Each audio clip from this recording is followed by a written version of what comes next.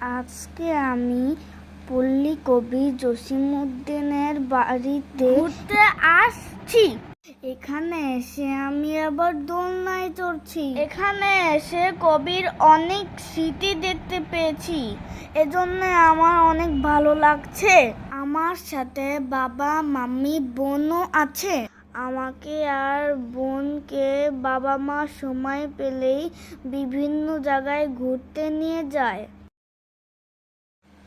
আজকে আমি পল্লী কবি জসিমউদ্দিনের বাড়িতে ঘুরতে আসছি।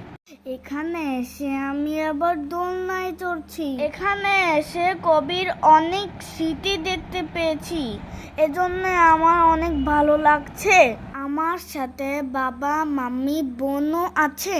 আমাকে আর বোনকে বাবা মা সময় পেলেই বিভিন্ন জায়গায়